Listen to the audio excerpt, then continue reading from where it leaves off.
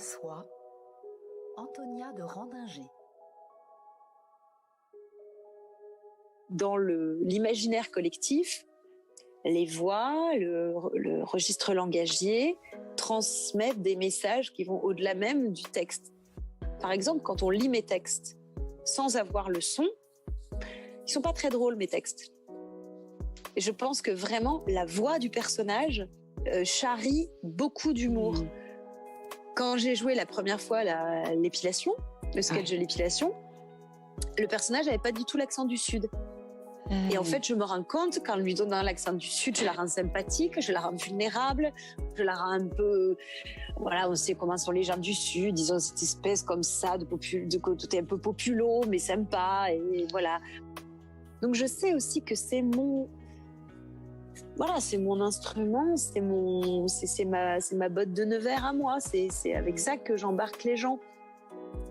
D'abord, je trouve que c'est un atout incroyable de pouvoir changer de voix.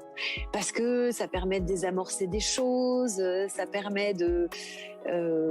Enfin, moi, je m'en sers de façon intuitive sans y faire forcément très attention, mais je me rends compte combien ça apporte la sympathie.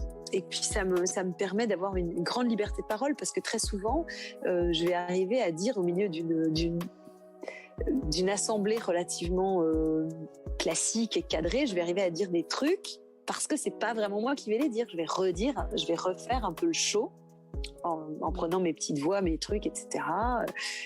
Je vois comment parlent les gens autour de moi et je vais me glisser un peu dans leurs pantoufles pour m'adresser à eux. Du coup, c'est mieux reçu, c'est plus entendu.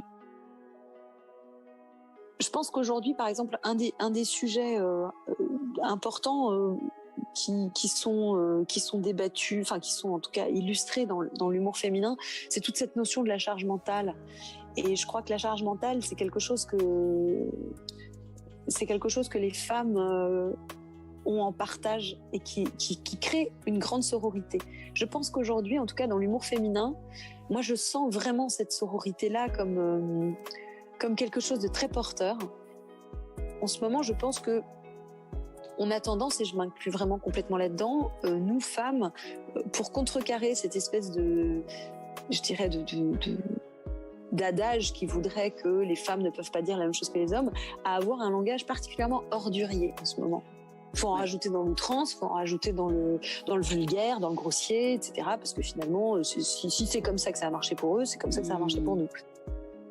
Je pense vraiment que la période est très transitoire. Elle va peut-être pas durer très longtemps, parce que la transition arrivera à se faire bien. Et je trouve qu'en tout cas, les femmes humoristes aujourd'hui sont des vrais étendards et des vrais porte-drapeaux pour les femmes en règle générale.